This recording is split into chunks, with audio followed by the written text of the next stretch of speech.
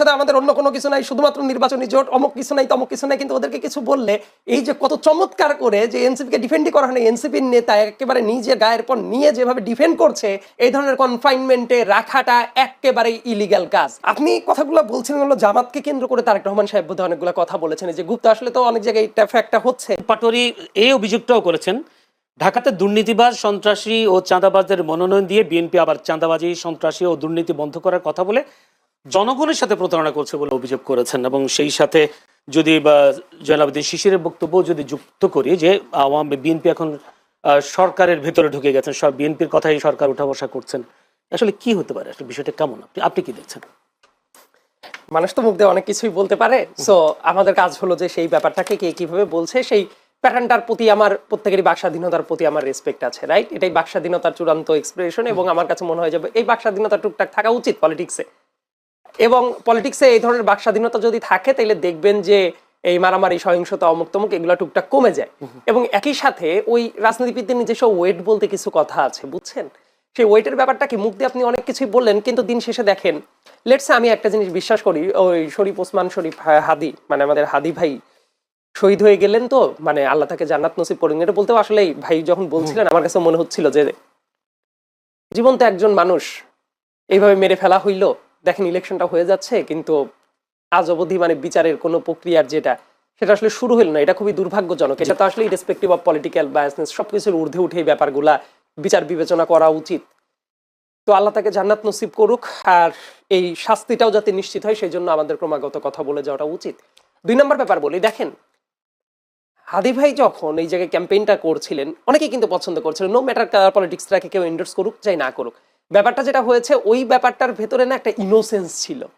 কিন্তু ওই জায়গায় যখন আপনি জাস্ট পাশাপাশি রেখে চিন্তা করেন, এই ব্যাপারটা তো আমরা বলছি, এটা যারা দেখবে নিশ্চয়ই তাদের বিবেচনা করতে পারবে, জাস্ট হাদি আর এক পাশে হইল আমাদের নাসিরউদ্দিন পাটোয়ারি, দুইজনের কথাবার্তা জেস্টার বসচার কাজ কারবার যা যা করছে, এটা করার পরে মানুষের বিচার বিবেচনা করে নিতে পারবে যে ও ওয়েট আসলে কমে নাকি বাড়ে।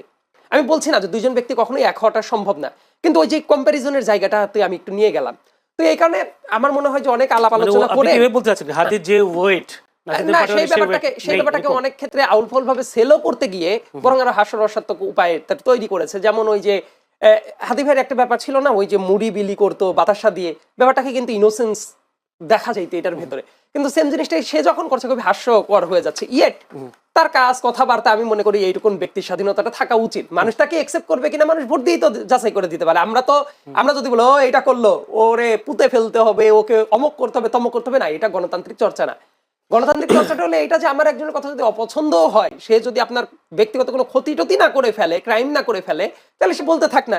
মানুষ তাকে একসেপ্ট করলে সেটাকে আমি ওয়েলকাম করবো, যে মানুষ হয়তো তাকে একসেপ্ট করছে। আর যদি না করে তাহলে বুঝতে হবে যে তার ওই ওয়েটটাকে সে আসলে বাড়ালো নাকি কমালো। এই ব্যাপারটা বোধহয় জনগণের হাতে আমরা ছেড়ে দিতে পারি। এটা নিয়ে আসলে এত তর্কাতর্কি মারামারি। আমি একটু কালকে মির্জা আব্বাস বলেছেন, তাকে একজন সাংবাদিক প্রশ্ন করেছিলেন, তখন তিনি বলেছেন এনসিপি আর জামাত হচ্ছে ক্ষমতায় এখন, তার বক্তব্য। এখন যদি জয়নাল আবেদিন শিশিরের কথা যদি বলি, বিএনপি এখন প্রশাসনকে ব্যবহার করছে, এই দুই কথার মধ্যে যদি দুইটা কথা বলার আগে, শিশির ভাই অনেক পরিচিত মানুষ আমার, বাট আপনারা টক শোতে বসায় দেন জন্য বিভিন্ন তর্কাতর্কি শুরু হয়, কিন্তু দিন শেষে আমরা আবার হ্যান্ডশেক করেই ফেলি।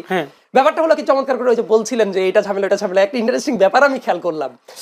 আপনি কথাগুলো বলছিলেন হলো জামাতকে কেন্দ্র করে তারেক রহমান সাহেব বোধহয় অনেকগুলো কথা বলেছেন, যে গুপ্ত আসলে তো অনেক জায়গায় এটা ফ্যাক্টটা হচ্ছে, মুনাফিক করার মতো কাজ অমক তমক, এগুলা বোধ হয় যে আমি যতদূর বুঝতে পেরেছি এনসিপি কে টার্গেট করে তারেক রহমান সাহেব ডিরেক্ট কোনো বক্তব্য দেন নাই। কিন্তু মানে খুবই চমৎকার একটা ব্যাপার খেয়াল করি আমি, মানে জামাতকে নিয়ে কথা বললেও অন্য টাইমে বলবে জামাতের সাথে আমাদের অন্য কোনো কিছু নাই, শুধুমাত্র নির্বাচনী জোট, অমুক কিছু নাই তমুক কিছু নাই, কিন্তু ওদেরকে কিছু বললে এই যে কত চমৎকার করে যে এনসিপিকে ডিফেন্ডই করা হয়, এনসিপির নেতা একেবারে নিজের গায়ের পর নিয়ে যেভাবে ডিফেন্ড করছে, তাতে করে আলাদা কোনো লাইন দেখা যাচ্ছে না।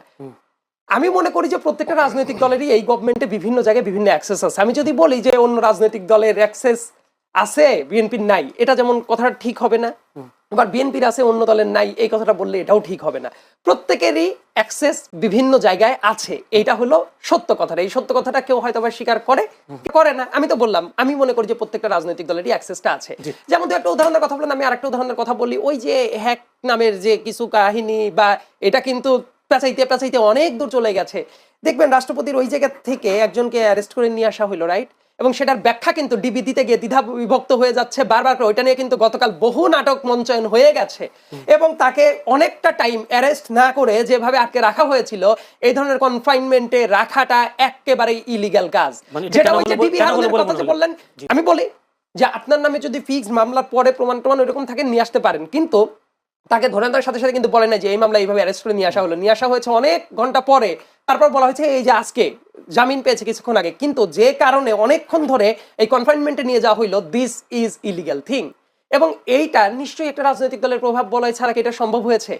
আমি এই উদাহরণটা এই জন্যই বললাম যে কেউ যদি মনে করে থাকে যে না আমাদের কোথাও কোনো প্রভাব নাই, এই উদাহরণ থেকে তো বোঝা যায় তার মানে ওই জায়গাতে তাদের একটা প্রভাব বলয় আছে। মানে আমি এই জামাত- জন্যই বলছি যে জামাত- কেউ যদি মনে করে যে কোথাও কারো প্রভাব বলয় নাই, ব্যাপারটা এরকম নাই। এই গভর্নমেন্টের বিভিন্ন জায়গায় বিভিন্ন মানুষের প্রভাব বলয় আছে বলে আমি মনে করি, তার জন্য একটা উদাহরণ দেওয়াটার প্রয়োজন অনুভব ধন্যবাদ। করলাম। মানে ওই হ্যাকের সাথে তো আপনি ডিবি এটাও তো বলেছেন, তথ্য পেয়েছেন এরকম একটা কথাও তো ডিবি চূড়ান্ত বলেছে। আপনাকে আমি যেটা বলেছি সেই ব্যাপারটা একটু ভালো মতো যদি চেক করেন তাহলে দেখবেন তাকে যেভাবে নিয়ে এসে আটক করে রাখা হয়েছিল এইভাবে এত ঘন্টা আটক আটকে করে রাখা- রাখা যায় কিনা, এবং কি এটার এটাই। ব্যাখ্যা দিতে গিয়ে স্বয়ং ডিবির থেকেও গোজামিল দেওয়া হয়েছে। এমনকি ওইটা নিয়ে ডিবির ভেতরে দ্বিধা বিভক্ত যে হয়ে গেছে, এটা প্রত্যেকটা মেইন স্ট্রিম মিডিয়ায় দেখবেন খবর আছে খবর আছে। যে কোন রকম একটা ব্যাখ্যা দিয়ে দেওয়ার দরকার, আরেক পক্ষ মানছে না, এই ধরনের একটা দ্বিধা বিভক্ত অবস্থা সেই জায়গায় চলছে। ধন্যবাদ জনাব।